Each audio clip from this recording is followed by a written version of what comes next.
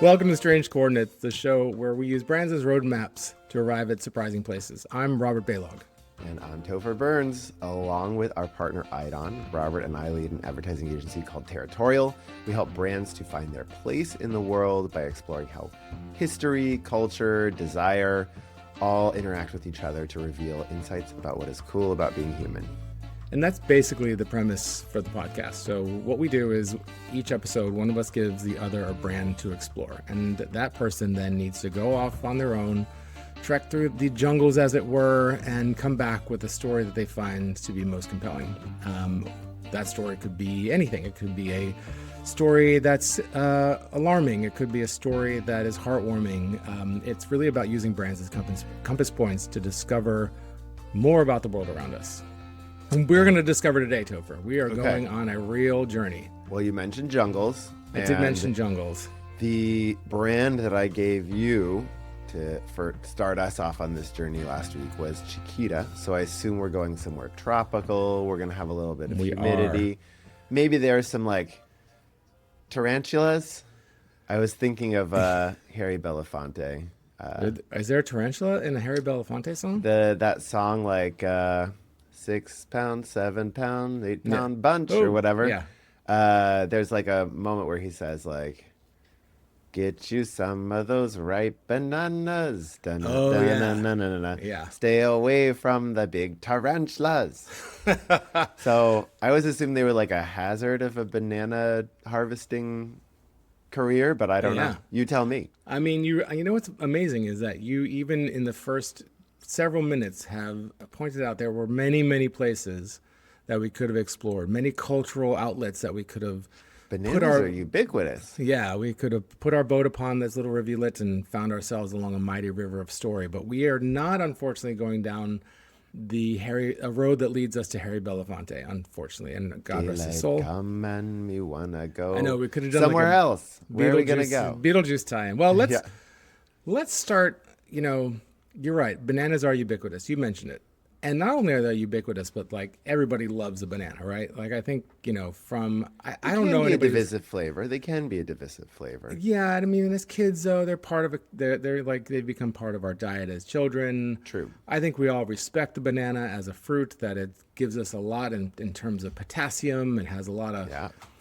And did you know that the banana is the most exported fruit in the world, both by volume and by value? Okay. So like, the number and the sheer mass of them, as well as the actual money it generates in those transactions.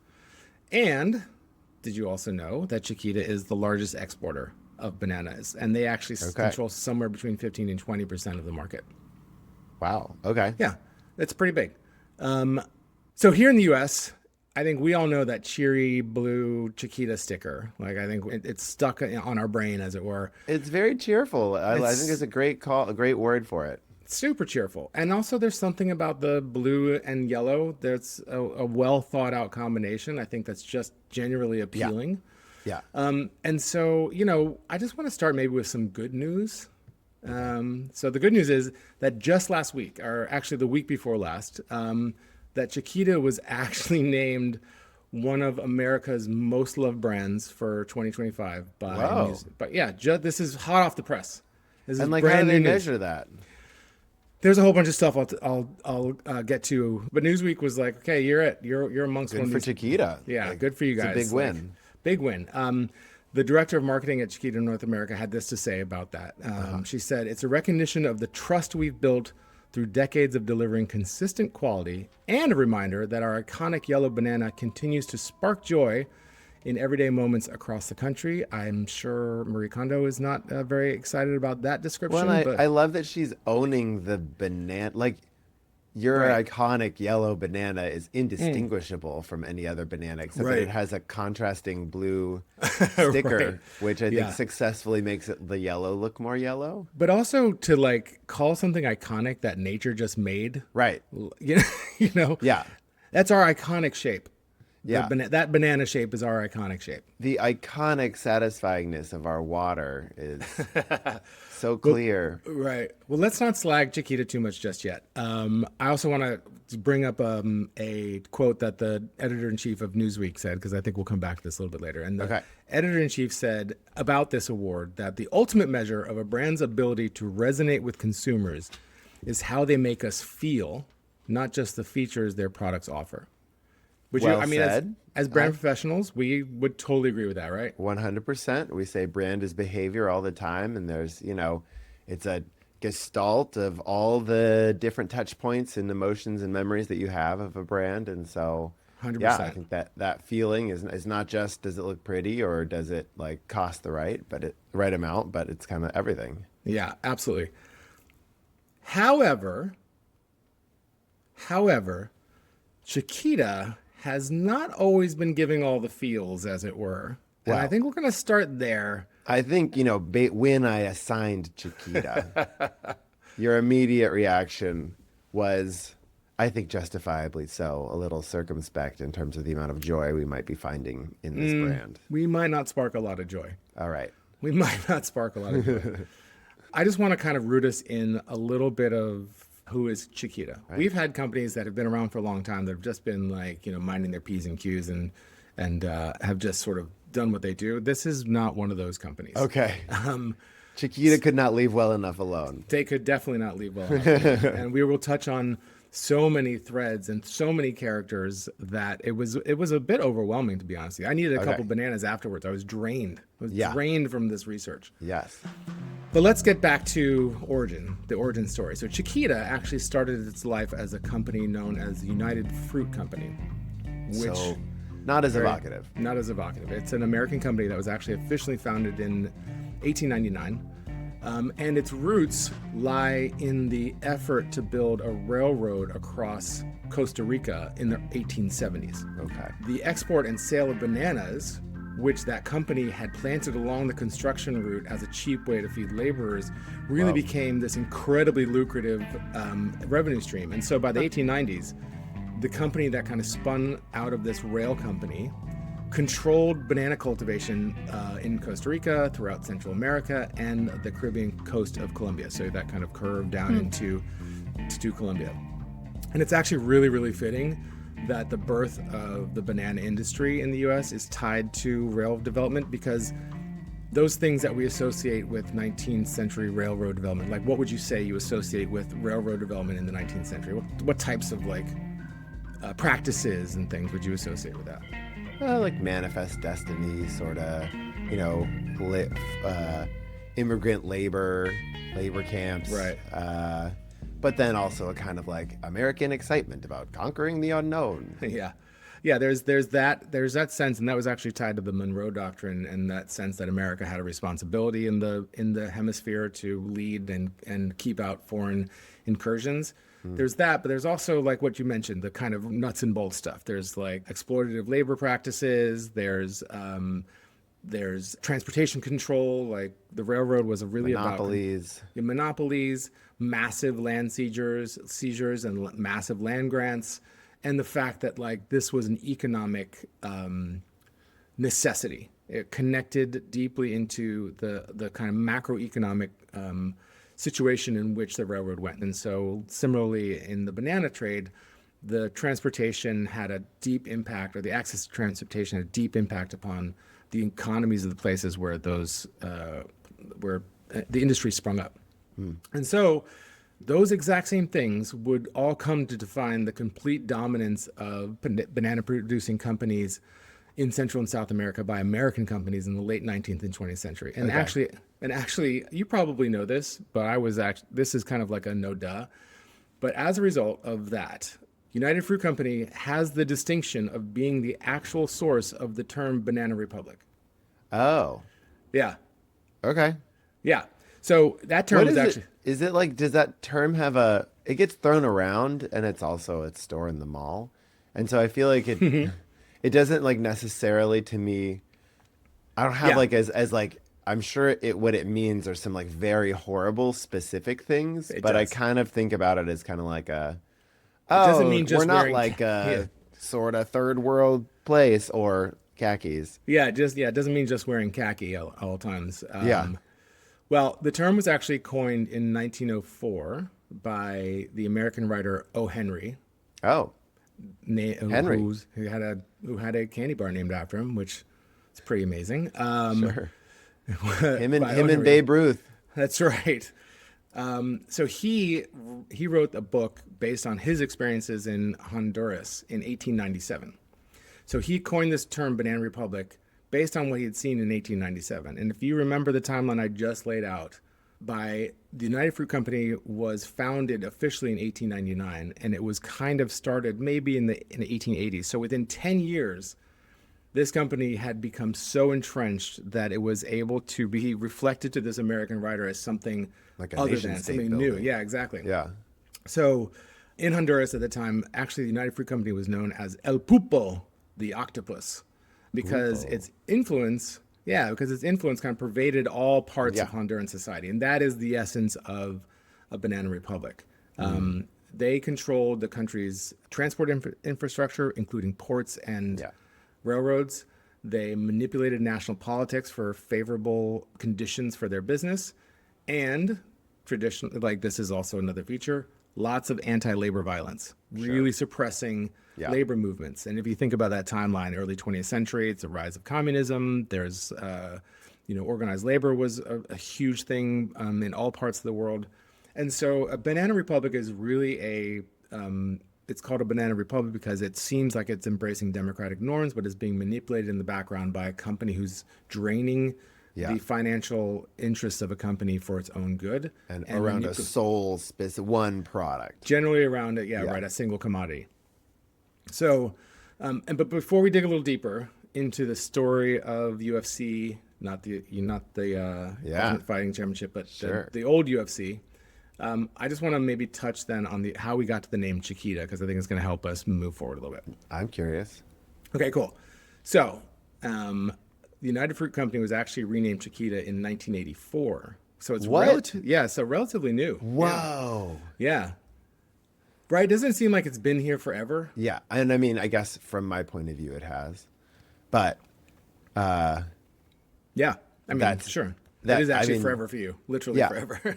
But like I mean, even like the brand just seemed like it had so much history. Like anytime I encountered it, it didn't seem like it was like a sexy new thing. Like, hey, try this new sexy Chiquita banana. But instead it just seemed like it's like, we've always been here, Chiquita, And I think there's a little bit of like even in the 80s, a little bit of racial insensitivity to like Chiquita banana that I was like, this must be from the 50s. Like there's no way that like somebody in the 80s was like, you know what we should do? We should name our fruit after that saucy little fruit lady. Yeah. Well, you're not far off actually, because by 1984, the name Chiquita had been associated with the United Fruit Company for 40 years. Yeah. The Chiquita as a word had been part of that brand, but it wasn't the name of the company. It wasn't the name of the brand itself. And the name comes from a 1944 ad campaign from BBDO, none other than BBDO. Respect. Storied advertising agency in New York. And you are receiving it. It's in your consciousness. All those things you were just mentioning about the saucy banana and everything. That was the campaign. Yeah. It's actually probably one of the most famous campaigns of all time, and it introduced America to Miss Chiquita, who was, as you said, a kind of sultry anthropomorphized banana who was inspired. Oh, she was a banana. She was a banana. She definitely was a banana for sure. That's so good. Yeah. She doesn't give me sort of like freaky human fruit hybrid in her manifestation. No, on the they sticker. changed that. No, they changed that. But originally she was basically a banana in like a little salsa dress. Just giving it away. Shoulder pads. Wow. And like a big hat. Because you mentioned Carmen Miranda, and she was inspired by Carmen Miranda, but there was actually no real crossover. She did not ever sing the jingle. She was not. I kind of assumed they profited from her popularity without giving her. I also assumed there were no royalties given. There were no royalties given. Definitely was another assumption of mine. Yeah, I mean, it's interesting because Carmen Miranda in Hollywood actually represented a similar thing, which was kind of like an introduction of a more exotic Yeah, personality and like right. bringing something. She was Brazilian, and so she came in, and people were like, oh, how can she move her hips that way? And Yeah, it was a sort of like permission to, brassier yeah, and yeah, exactly. And she had the big hats, right? And so with they lots took of fruit on them. lots of fruit. And the campaign was actually started to educate. Ostensibly, it was started to educate people on how to eat bananas, how to use them, because even though it was a massively profitable sector, it wasn't ubiquitous in the United States in terms Okay. of people, cooking with bananas or It eating hadn't become bananas. like the default brown bag lunch Hadn't yet. inclusion. And Yeah. so, they were basically like, don't put it in the refrigerator. This has been in my head Oh. all day And or was for she like, weeks. no, no, to the No, refrigerator? she said, bananas are a product of the very, very tropical equator. So you should never put bananas in the refrigerator. No, no, no, no, no, no. Yeah, exactly. I mean, it's like that stuff. So that was That's the first. amazing. Yeah, that was the first one. It was very informative. And I'm you like, can oh, hear the sort of like, like the background equator. You can hear yeah. like the whole chorus going on behind there. Totally. Obviously, this is all animated, right? So this was like an animated film. They ran it in movie theaters. It was one of those kind of longer segments that would be in movie theaters. Okay, edutainment. Yeah. And so like, yeah, it started as very much like, okay, here's a couple cool recipes for bananas. But along the way, it really kind of diverged at times, as you can imagine, into some pretty potent messages about like, sexual exoticism. There's a phallically shaped, like gyrating Lady. banana Right. who is winking at you and like belipsticked. Yeah. And then there was also, of course, lots of messages about racial superiority. Oh So, my like, gosh. yeah, for sure. So there was there was one that was about here's a recipe. Basically, it was like, here was a recipe for cooking scalloped bananas, which is basically like a breaded banana that you would God. then kind of bake and could serve it with meat. It was like trying to make it savory. So that's the ostensible purpose of it. Okay. But it starts with like a British explorer in a cauldron with a cannibal who's depicted in a way that you can imagine that person is depicted. Like And bone he- through nose, early Bugs Just like Bunny. over exaggerated lips, Yes. simian features, Yes. like all that, like the worst you could ever imagine, right? And this character was then civilized by taking this kind of like commodity that comes from this place and turning it into a dish that they could serve, right? So like, So it was- the like guy who's like, he's like, don't eat me, yeah. eat this banana, and then the guy is like, Well, she comes in and tells the cannibal how to make scalloped bananas, and then he serves it. saves the explorer. He has dinner with the explorer, which is sort of like all of it's wrong. There's a whole thing about Wow. Inuits that doesn't go over really well at all. Like it's not. It's not. There's a different one that's just not. It's not ideal. And I that love one that they was- were like, you know what else is funny? Let's go up north. Well, yeah, because they were like, we really got to nail this. Don't put this shit in the refrigerator thing. So, like, what are we gonna do? Make fun of the Inuit? You know what I mean? Like, that's that kind of thing. So, yeah, it was just a lot, and we all know the "I'm Chiquita banana," and it's in our head. It's like there, and its appeal was actually, and its success, I think, and part of the success of the brand is that it borrowed in a large part from the worlds of entertainment. Like it borrowed the Broadway zhuzhi, kind of like she's a Right. dancer. There's set pieces, but also And the like exoticism, Yeah. you know. Yeah. but also borrowed from Disney too. Like some of these are really well produced. They look like they're done Okay. like, the Sorcerer's Apprentice style. They're Yeah. like really nicely done. And they were kind of creating this appealing story that you want to kind of lean into. They're building that brand. So Topher, we have dealt with some pretty serious stuff on this podcast. Sure. But this banana drama, my friend, I think is actually too heavy for us to just dump on people unfiltered. Okay. So I want to take a page out of Chiquita's book, if you don't mind. And you're going to turn this all into a delightful song. You're not far off. You're not far off. I want to take a page out of Chiquita's book. How can we tell this story in a way that's going to make it a little bit easier to digest? So actually, I asked Gemini AI to help me tell some of the stories from Chiquita's history. So I want to start with a story of an event that happened in Colombia in 1928. And it's told in the style of the famed Colombian writer Gabriel Garcia Marquez. The train arrived, a serpent of iron and sweat, carrying workers with dreams of el pliego, wages, doctors, and freedom from the company store. Ciénaga swelled with nervous energy. Faces filled the square under the indifferent Caribbean sun. Women with fearful children, old men marked by cruelty. Soldiers stood in rigid lines, rifles gleaming, their presence a discordant note. No one believed what they would do in the light, with the scent of ripening fruit. The general spoke through a strange contraption, promising settlement, but it was a trick. Whispers turned to shouts, unease to dread. Then the world changed. The air exploded with a sound no one knew, a metal vomiting death that drowned cries, startled pigeons, the seas rumble. The square became a slaughterhouse. Bodies fell like overripe fruit, blood staining the cobblestones dark red. Soldiers fired impassively, harvesting death. Time twisted. The sun hung unmoving. Survivors fled, their screams a weight of grief. The dead remained, their stories, dreams, unfinished. The silence that followed spoke of a betrayal that would haunt the town for generations. The nearby sea would forever taste of their blood. So, that was a story of an actual incident in Colombia that has been termed the Banana Massacre. So, striking United Fruit Company workers in Colombia had gathered in this town, Ciénaga. They had been engaged in conversations with the government for weeks, but the United Fruit Company refused to in any way negotiate with any of the labor groups. And behind the scenes, they were putting a ton of pressure on the Colombian government to kind of figure out a solution. So 1928, the Russian Revolution was 11 years prior. There were like labor movements on the march around the world. The UFC thought this was an incredibly dangerous moment. The U.S. government kind of believed as well that this was a precarious time.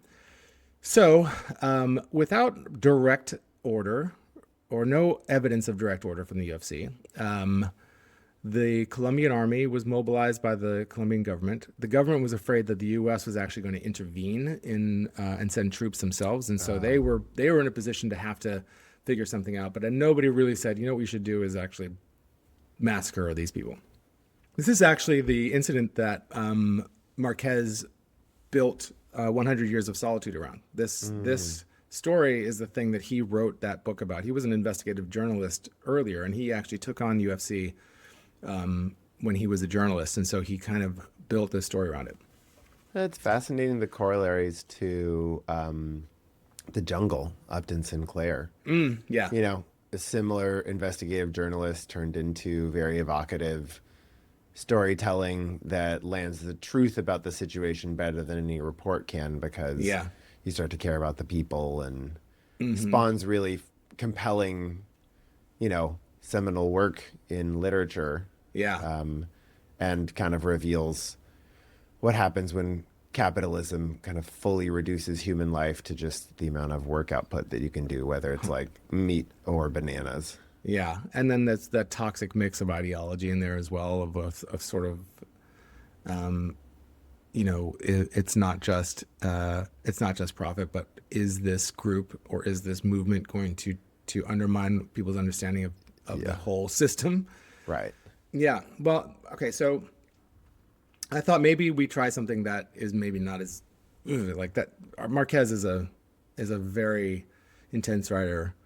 So maybe I thought the next story we could tell it in the more kind of terse and restrained style of like an Ernest Hemingway, who also literary tour de force. Literary tour de force. Okay, this time this is the story of an event that happened in Guatemala in 1954. Okay, let me get my Hemingway on. The man, Arbenz, he was the president. Guatemala, country of heat, the green and the fruit. United fruit. They had the land, much land. They wanted more. Arbenz, he wanted change. Land for the people, not the fruit company. The fruit company did not like this. It was bad for business. The men in Washington, they listened to the fruit company. Dulles, his brother, he was in the company. Powerful men. They made plans. They found a soldier, Castillo Armas, a small army. They gave him guns. They said, go. The planes came, not many, just enough. Fear in the city, the people they hid, they did not know. Arbenz, he spoke on the radio. His voice, it was tired. He said, I quit. No fight. He left the palace. Castillo Armas, he took the power. The soldiers, they were in the streets. The fruit company, they had their land. The people, they had nothing. It was finished. The rain fell. The green was still there. The fruit grew. Again, Gemini, kudos. That's the story of a coup that was organized at the behest of United Fruit Company in Guatemala by the CIA in 1954. And so basically what had happened was this popular president, reform-minded president, was elected into office in Guatemala in 1950. And one of the things that he really focused on, he was no like communist firebrand, but he, like many people in that era at that time, in that region at that time rather, he was focused on kind of how do we create a little bit more economic equity. And so one of the things that he brought to the fore was legislation that would transfer uncultivated land from large landowners to poor laborers so that those people could start farms of their own. And just so you know, like just to kind of put this in context, like United Fruit Company, which owned a huge proportion of the land in Guatemala, 550,000 acres of it owned, was only using and cultivating 15% of that land. And so it was just sitting there as, a hedge or as like the ability that maybe it would be able to expand in the future, but mostly keeping other people from using that land to produce crops that then they would be in competition with. Yeah. John Foster Dulles, who, was the Secretary of State. His brother was, I think, in the CIA. I forget where he was. They had actually both worked for the law firm that had represented United Fruit Company for many, many years. They were big executives in the law firm. So they were super keen on getting this thing moving. And they found, a disenfranchised rabble rouser who had been exiled from the country, and this General Castillo Armas, and they gave him, I don't think he had more than 400 people or something like that, and one plane, but it created this sense of inevitability, and he was able to depose the government of Guatemala. He was in power for only a few years, but it set up a kind of long-standing authoritarian dictatorial government in Guatemala that was answerable basically to the United States, and we know that we're still dealing with that today. Yeah. Okay, so this one this is the last one, and I want you to do this one. So I sent you an email. Yep. So is it time to open it? It is time to open it. And say this one, we're just going to lighten it up a little bit. Even just a little bit more. So we're going back to Colombia, which is where we started with the banana massacre. And this is maybe a little more recent history. So I want to tell the story of Chiquita during the 1990s, and this is in the style of Dr. Seuss. Okay, I haven't opened it yet, and it is labeled "Don Not Open" until I say so. Don Not. Don Not Open. Yes. Okay, I'm opening now. Okay, so I want you in your best Seussian voice and Seussian rhyme to read and tell us the story of Chiquita, who is now named Chiquita, by the way. This is Chiquita proper, 1990s. Full on Chiquita's 90s. Full on Chiquita in Colombia in the 1990s. Okay. In Colombia's land, where the tall bananas grow, lived Chiquita, a fruit giant with money to flow. But troubles arose, a big, thorny affair, with groups in the land who just didn't play fair. The AUC was one, a rough, rumbly crew. Who's the AUC? We'll get to it. Okay. The AUC was one, a rough, rumbly crew, who did mean, awful things that they shouldn't do. They'd fight, and they'd grab, and they'd make people scared, while Chiquita's bananas were picked and prepared. Now, Chiquita was worried about all the fuss, and thought paying the AUC would make things less. Thus, if you leave us alone, let our business all run. They paid the bad group till the trouble was done. Oh dear, what a mess, what a terrible plight. Like paying a Grinch to make Christmas all bright. The AUC grew strong with the money they'd take, and more harm and more havoc they'd started to make. The people were frightened, they didn't know why. The banana folks paid the bad guys nearby. This can't be right, cried a girl and a boy. It's making our land a sad, terrible toy. Then years went on by, till 2024. In a big courtroom battle with judges galore, Chiquita was judged for the payments they made to the group who did wrong in that hot sunny glade. The court said, oh no, this was not a good deed. You helped the bad guys in their terrible greed. Chiquita was told, you must pay a big fine for the trouble you caused in that land of sunshine. So Chiquita learned, in a very hard way, that paying the bad guys is wrong, come what may. It's better to stand up and do what is right than to fund the dark forces and give them more might. Bravo. First of all, really well done. You've never seen that before, and you absolutely stuck the landing. All right.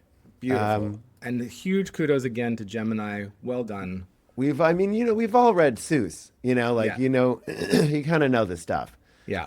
What that's talking about is, and this is just last year this happened. Yeah. Chiquita was found guilty in a U.S. court and actually held liable by that verdict for the murders of 8 people. Good God. At the hands of this group called the AUC. And the AUC is a right-wing paramilitary group. Okay. That was part of the kind of broader Colombian Civil War that was happening during the 80s and 90s. You've probably heard of the FARC, which was the left-wing paramilitary group. Yeah. Don't worry, Chiquita paid them off as well. Okay. So Chiquita was accused of funding them from 1997 to 2004. They gave them, I think, something like $1.7 million, and the group was able to grow from like 1,000 people to 20,000 people. Oh gosh. They, killed labor leaders. They disappeared people. They did all this terrible stuff. They were, some of it was ideological. Some of it was just fighting other paramilitary groups. And the victims, the families of these 8 victims were actually able to bring the case to court in the United States before it was brought to court in Colombia. And who's the victims? I don't. There was like a labor a worker at UFC who was seen as a bit of a labor leader. He and his family were disappeared. Okay. People who had just kind of been killed either in direct connection with the banana industry. So AUC was like on the side of the UFC and kind of like paid muscle to kind of like make some problems go away. That is the contention. So Okay. It's trickier than that, and that's what Chiquita tried to argue. They tried to say, well, we were actually victims here too. We were extorted by these groups. And then they kind of found some documents that made it seem like that was not the case, that they had agreed that this would be a good strategy for protecting their assets. So not ideal. It is the first time that's ever happened in a U.S. court that a foreign national can actually get damages and judgments. So Chiquita had to pay $38 million to the victims of those atrocities and the families and the communities. And this is last year. This is last year. This is literally last year. Yeah. Did you hear about it? No. Yeah, I didn't hear about it either. And we'll talk about that in a second. Because I want to turn a little bit to, so Chiquita, as the Seussian lyric said, Chiquita learned their lesson. And I do want to give some room for some fair balance. For instance, if you look at Costa Rica, the place where the United Fruit Company was founded, where Chiquita was founded, there is a more mixed legacy. I didn't see any big stories coming about, massacres or coups, but I'm sure there's been dark shit happening there. But, along with the kind of plantations that you needed to kind of raise this monoculture crop, the company had to then create the infrastructure that the labor force would use. And that would be commissaries and schools and electric plants and sewage and ports and hospitals and recreation facilities.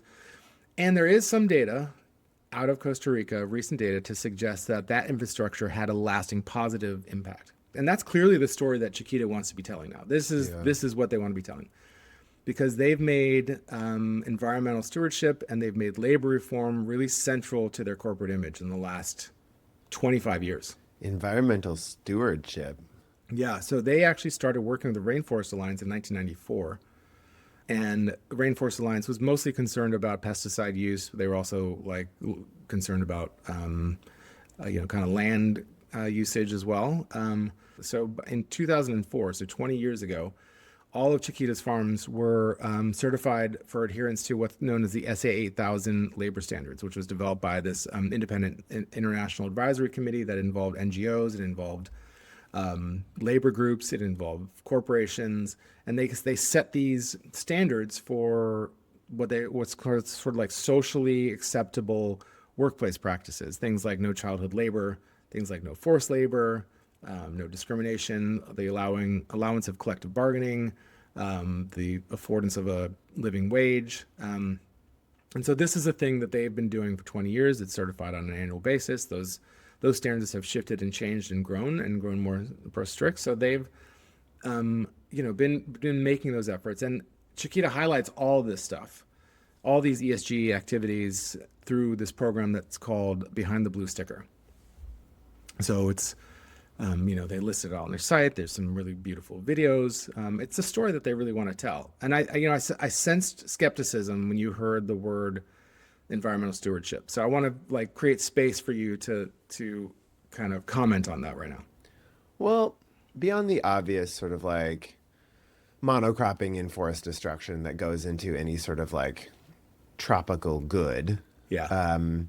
Wherein you are taking, you have to look at that also in the context of we certainly already took care of all of that in our plains ecosystems. And so we took away wetlands and plains ecosystems and turned them into, wheat fields and soy fields. So it's happened here too, but there's a lot of greenwashing in the agricultural world in terms of just we're not using as much poison. Right. Aren't we great? And I think I don't know if you looked into this at all, but the thing that's been in the back of my mind, I was wondering if you would touch on, is the doom of isn't the strain of bananas that isn't it going to collapse at some point?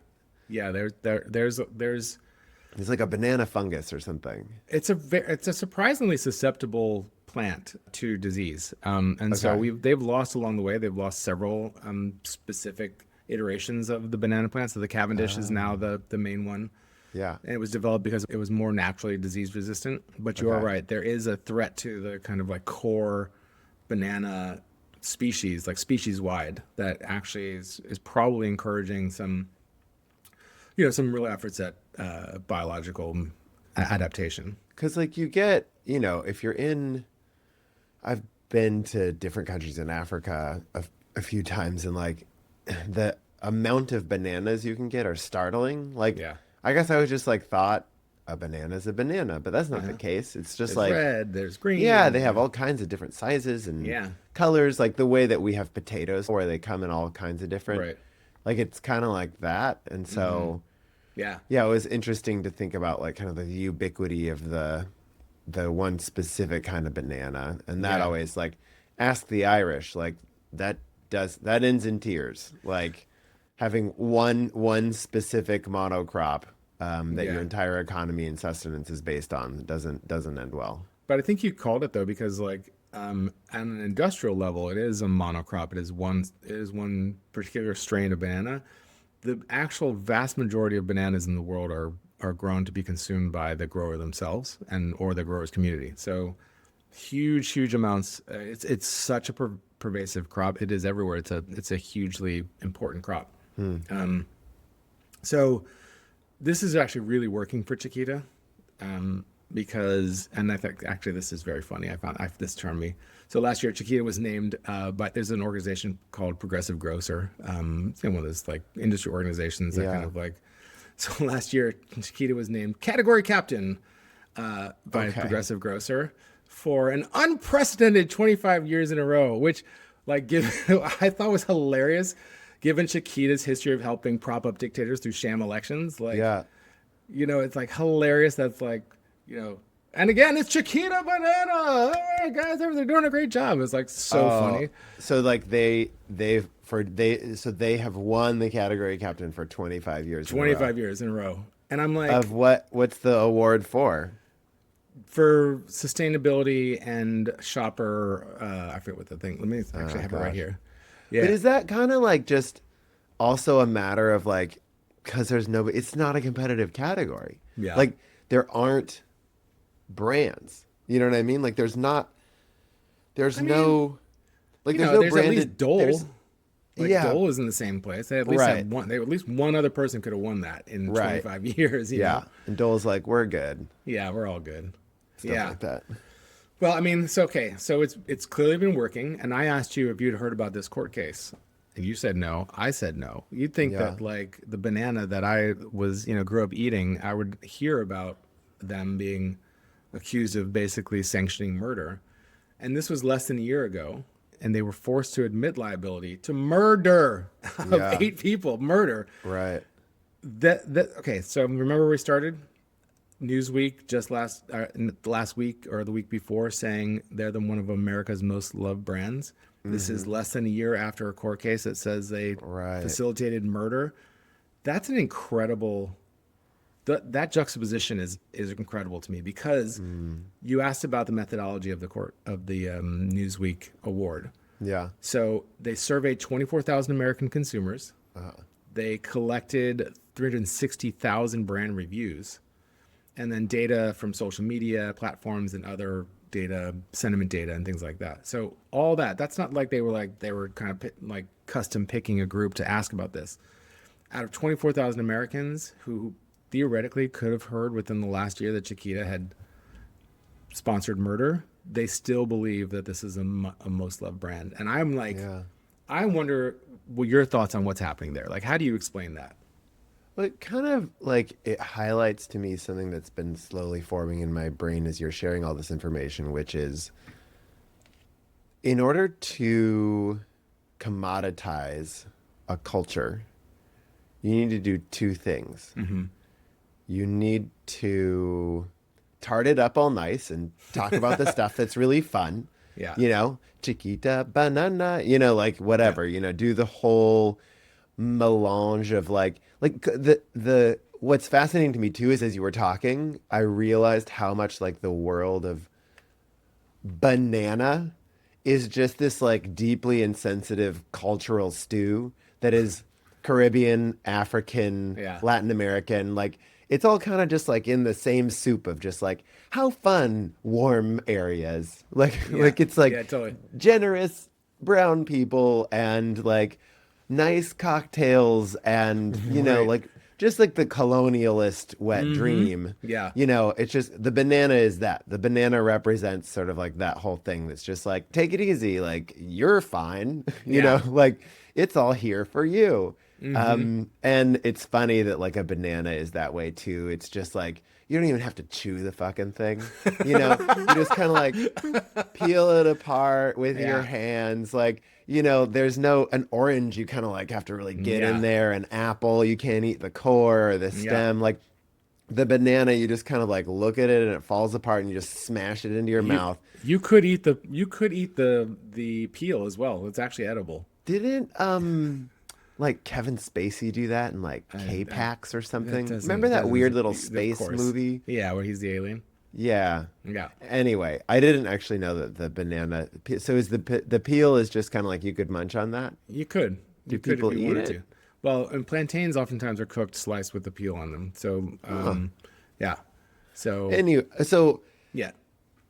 There's 2 things you have to do to commoditize a culture. One is to like make it sort of just like super appealing, but then the other is like to be the one that's in control of representing that culture. Yeah. And so you need to like seize control and be able to like be the one who's like, no, I'm going to go ahead and speak for you. I'm going to go ahead and take agency from you. And so it's really interesting that like you see both sides of that in the Chiquita banana story, which is like, we're going to control what it means to produce bananas, which is what it means to like be, like cover wide swaths of what it means to be a person that lives in a lot of these different countries. Yeah.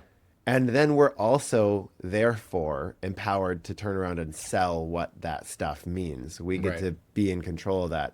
And so it feels like a recipe for success. And in some ways, you're kind of like, if you're the brand manager at Chiquita, your job is sort of to capitalize on, capitalize and also like whitewash Right. the successes, triumphs, victories of the business of the past, Yeah. which are all about kind of like control, like Yeah. by asserting ownership about what it means to be like, you know, tropical based business. They're kind of just being like, yeah, we can do this because we already did all the most brutal things Right. necessary to do it in the past, and now we can just kind of like, for example, their pledges around human rights and green Yeah. stuff are only in the bounds of what, like, you know, are like largely considered like corporate friendly initiatives. Yeah. They're not actually like transferring land back to people, but instead they're like, isn't it fun? And like, don't worry, we like are totally green insofar as corporate defines what green is. Well, yeah, I mean, I'm completely with you, but I do think it speaks to the success of, I don't want to call it ethical consumption, but I want to call it ethically driven consumption, and that, this is a reflection of where consumers have moved. That is, and so they have been pushed both by the transparency that has arisen, but also by shifting consumer taste and consumers wanting to be connected or have their consumption be connected to a brand that in some way starts to speak more of their language and reflect more of their values. The other thing that I thought was really interesting, Topher, is that what it raises for me on some level, and I wonder what you think about this, is does product experience trump everything? So like the banana is delicious. It comes in this, inviting packaging. It's easy to consume. It's bright. And Chiquita, and even before Chiquita, UFC have really focused relentlessly on quality, like relentlessly on making the act of like picking the banana from the rack and then bringing it home and then eating it. They focus on making that be a really satisfying product experience. Do you think that like part of why they're so resilient in the face of news like what they got last year and from the court is because that product experience is just so kind of like so important for people and so impactful? Sure. Okay, cool. And we're out. Thanks for joining us. Thanks. I don't know what to add because it's like, yeah, I totally agree. It's like, if it's hard if you like a thing, Yeah. you'll kind of, and we do this in all areas of our lives, post-justification is an extremely powerful force in the human brain. Yeah. And if something is across the board cheap, easy, and pleasurable, Yeah. well, Right. and that's what a banana is, Yeah. so it's kind of hard to think about like why you would upset that or doubt that, Yeah. So I think, a threat for them is that this stuff becomes more salient if the bananas become more expensive. Yeah. All right. Well, I want to come back to a quote that we started with, Topher, from the very beginning. It's the Newsweek editor-in-chief, and then they said, the ultimate measure of a brand's ability to resonate with consumers is how they make us feel, not just the features that the product offer. So I want to end our discussion with maybe a simple question. How does Chiquita make you feel right now, Topher? Kind of, I would say what I expect, the amount that I expected. Bananas in and of themselves are like not really meant for us to have. What? Like, What? like as a North American Oh, okay, I get you. consumer, Yes. it's not it it reality is being bent in such mind-boggling ways to deliver to me a product that is only fresh for like two or 3 days. You know what I mean? Like once you bring the banana home, you got to eat that sucker really quick. And like none of us make the amount of banana bread that we say we're like, oh yeah, and then you just make banana bread with it. That doesn't happen. That doesn't ever happen. Yeah. The amount of waste alone that goes into like I forget, I've seen this before, but the amount of bananas that are eaten versus thrown away is astronomical. And so you're buying a thing that was grown half a world away, like it's been bred in such a way, it is stored in such a way, and then picked in such a blah blah blah blah blah blah blah, all Yeah. these things to arrive home. And then it's got this happy little, you know, exploitation mascot. And I've never actually thought like every time I enjoy eating bananas and I also feel weird interacting with them because it just kind of feels like this type of thing that's like, this is unsustainable. And not even like at the green level, just like in terms of the way the world is contorting itself in order to make it possible for me to throw away this thing. Yeah. It seems I've always just kind of been like, that's a weird bargain that like reality has agreed to make possible for me. Right. So I think I expected there to be a lot of layers, and I also kind of expected that it's like, I don't know, you got good potassium, Right. but it's, you know, squash has potassium in it too. I can grow that in my backyard, you know? I mean, I don't want to get into what sort of the squash barons did in the 20th century. Yeah. Squash cabals. The squash hunter. Yeah. Okay, so, but what you responded to was the product. The banana itself as a thing is problematic for you. How do you feel? How does the Chiquita brand make you feel? How does the brand make you feel? Weirdly, I don't know if it's because you and I work in the field we do, but I'm like, successful brand. Like, Good job. brand wise, right? Like I'm not in any way sanctioning or giving a pass to the business practices or the product itself. But like, damn, that product moves bananas, Yeah, it does. you know? Like, I think color theory alone, you've Right. got to be able to do a study that just says like, how do we make our yellow look more yellow? Use this specific color Right. of blue. It just pops. I don't, whenever you draw a banana, no one puts a white sticker on the banana. Yeah. You always put the blue sticker on the banana. It makes the yellow look more yellow. Yeah. It does a great job, for better or for worse, of being a catch-all of the like exoticism and fun and carelessness that we as Americans like to associate with the tropics. Yeah. So, and it does that in a very sort of like gentle, anodyne sort of way. You know, now the illustration of the Chiquita banana lady is just gestural. It's Yeah. not even like this is a specific woman. It's this Right. is an idea. So I think deeply successful. It really connects to like exactly what you would want to have as part of like your banana experience. All right. Well, I appreciate you kind of unloading on me with that. That was good. Like you really went deep on it. That's it. That's all I got for you with Chiquita. I left it on I'm the field. satisfied. Okay, good. You know, I've gotten all my macros. You know, I feel really like some kids open up their brown bag lunches and throw the banana away right away. Yeah. But I feel like I opened it up and it was all bananas, and I was ate all every one bananas. of them, and I'm ready to go learn social studies. It's bananas all the way down. Yeah.